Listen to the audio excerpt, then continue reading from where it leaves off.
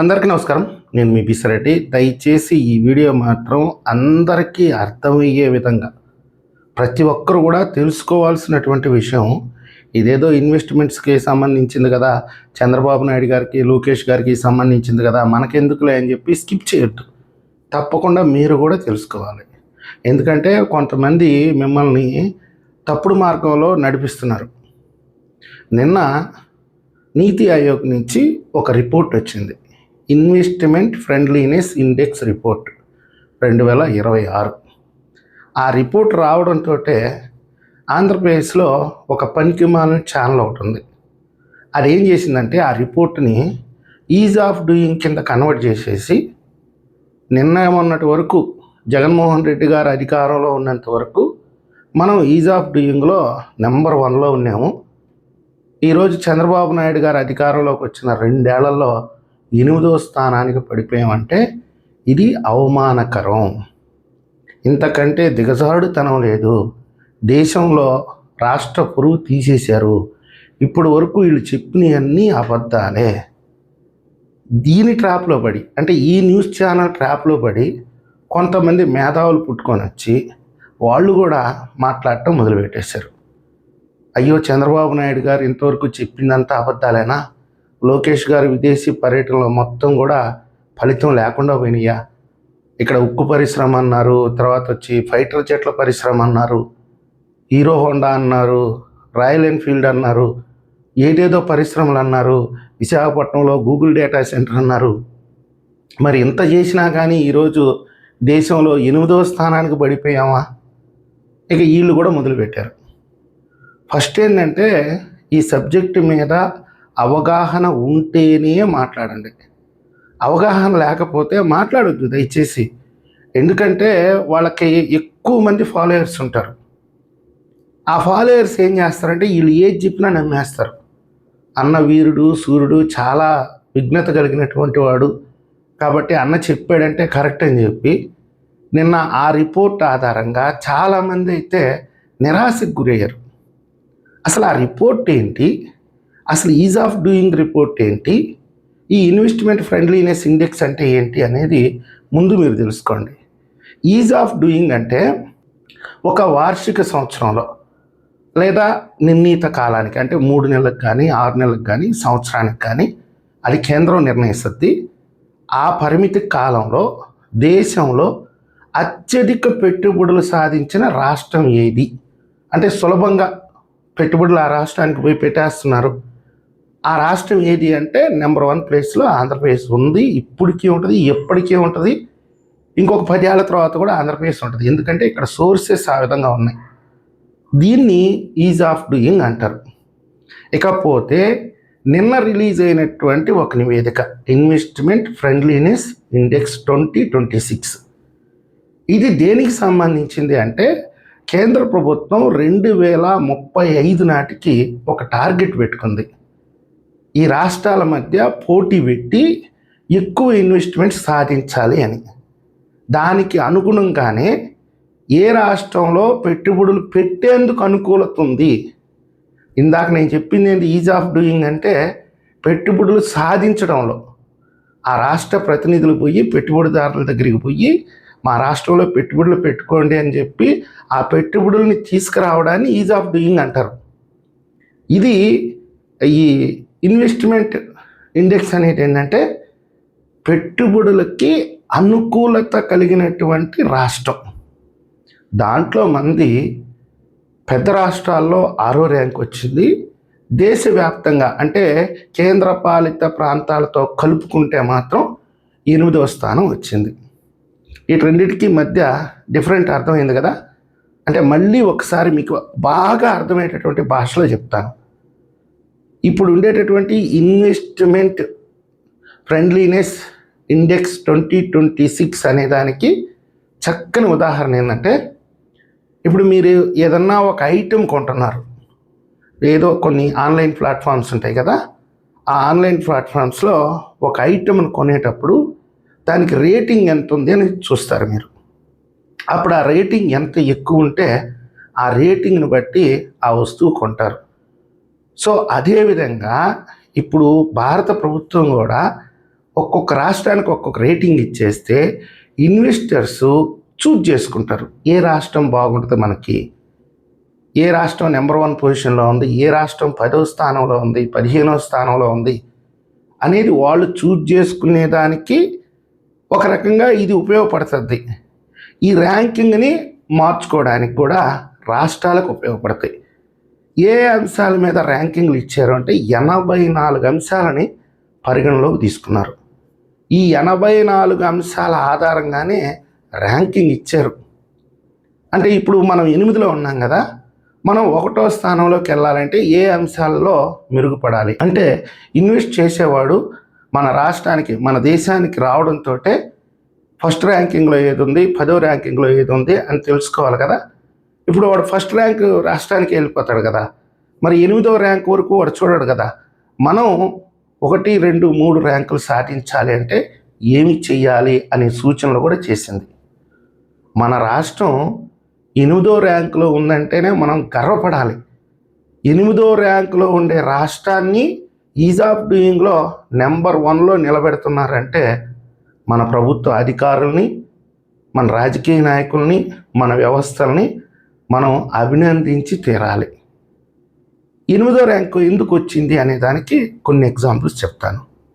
రవాణా సౌకర్యం అంటే రవాణా సౌకర్యం అంటే వాడికి అనుకూలమైనటువంటి ప్రాంతంలో వాడు ఒక ఫ్యాక్టరీ పెట్టుకుంటాడు. ఇప్పుడు ఎగ్జాంపుల్ రాయలసీమలో పెట్టుకున్నాడు అనుకో, వాడికి రవాణా ఫెసిలిటీ అనేది చాలా కష్టం.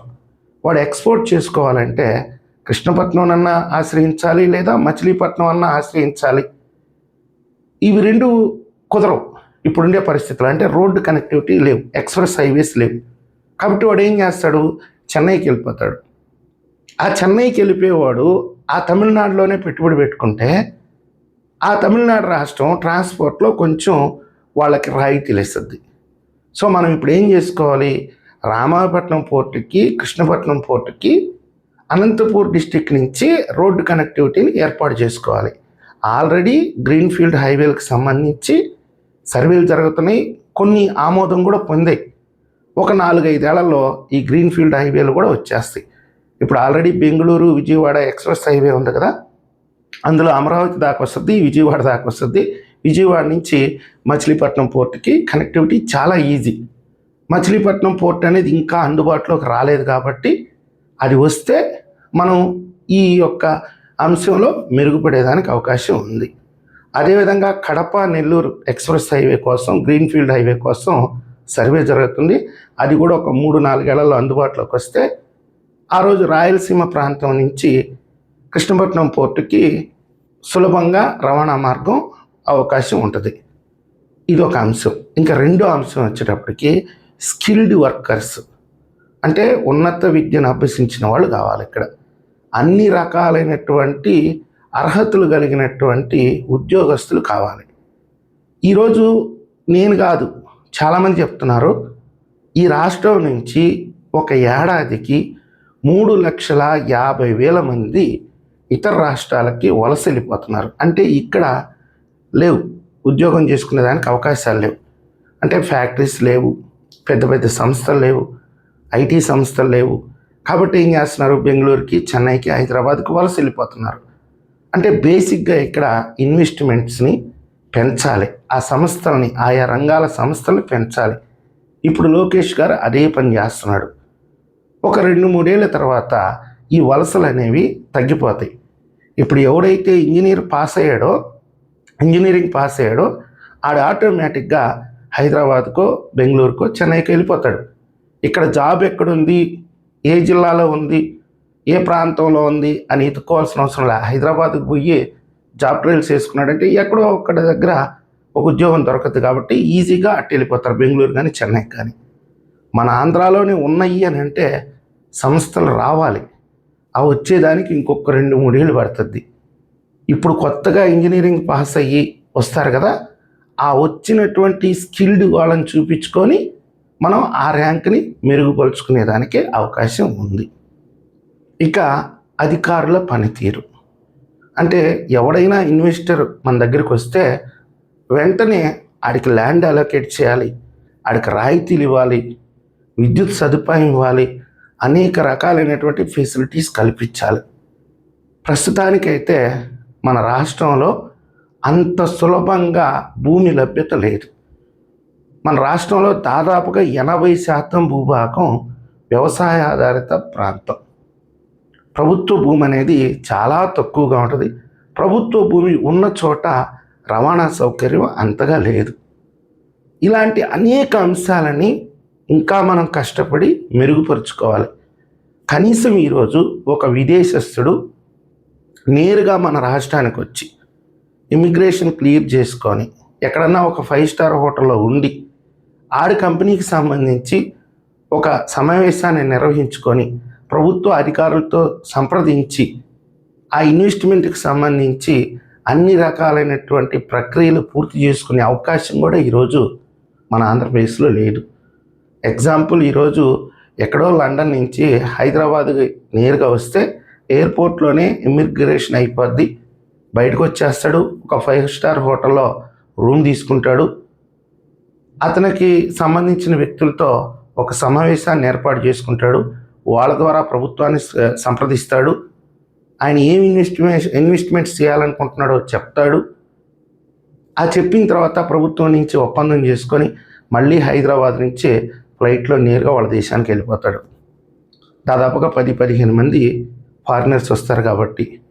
కానీ మన ఆంధ్రప్రదేశ్కి అవకాశం లేదు. కనీసం మనకి రాజధాని కూడా లేదు. అయినా కానీ 8వ స్థానంలో ఉండి కూడా ఈజ్ ఆఫ్ డూయింగ్లో ఈరోజు మనం నెంబర్ 1లో ఉన్నాం. 2 సంవత్సరాల కాలానికి 23 లక్షల కోట్ల పెట్టుబడులకి ఒప్పందాలు చేసుకున్నాం. దాదాపుగా 10 లక్షల కోట్ల రూపాయల పెట్టుబడులు ఈరోజు ఆంధ్రప్రదేశ్లో ఇన్వెస్ట్మెంట్ అయిపోయినాయి. ఇంకా 13 లక్షలకి ఒప్పందాలు జరుగుతున్నాయి. లీగల్ కొంచెం ఉంటాయి, అంటే న్యాయపరమైనటువంటి చిక్కులు, నేను ఇందాక చెప్పినట్టుగా భూమి లభ్యత, ఎంప్లాయీస్ లభ్యత, ఇవన్నీ ఉంటాయి. కాబట్టి ఒక 2-3 నెలల్లో ఆ 13 లక్షల కోట్ల పెట్టుబడులు కూడా రాష్ట్రానికి వచ్చేస్తాయి. కాబట్టి మీకు పూర్తిగా అర్థమైంది అనుకుంటాను. ఇది ఈ 8వ ర్యాంక్ అనేది అదేం పెద్ద పట్టించుకోవాల్సినటువంటి విషయం కాదు. మన రాష్ట్ర పరిస్థితులు, మన రాజకీయ పరిస్థితులు మీకు అన్నీ తెలిసినటువంటిదే. అయినా కానీ ఈరోజు ఒక పెట్టుబడిదారుడు ఈ రాష్ట్రానికి వచ్చేదానికి ఆలోచించే పరిస్థితి కూడా ఉంది. ఆ రాజకీయ అంశాన్ని కూడా పరిగణలోకి తీసుకుంది కేంద్రం. చాలామంది పెట్టుబడిదారులు ఢిల్లీకి వచ్చి ఏం చెప్తున్నారంటే, మేము ఈరోజు పోయి ఇన్వెస్ట్మెంట్ చేస్తాం ఆంధ్రప్రదేశ్లో, కానీ 3 ఏళ్లకు ప్రభుత్వం మారిపోతే మా బతికేంటి?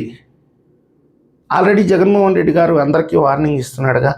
17 మెడికల్ కాలేజెస్ ఎవరైతే చేపడతారో కడతారో వాళ్ళని నేను అధికారంలోకి రావడంతో బొక్కలో వేసేస్తానంటున్నాడు. గూగుల్ డేటా సెంటర్ లాంటి పెద్ద పెద్ద వాళ్ళకు కూడా మెయిల్స్ చేస్తున్నారు.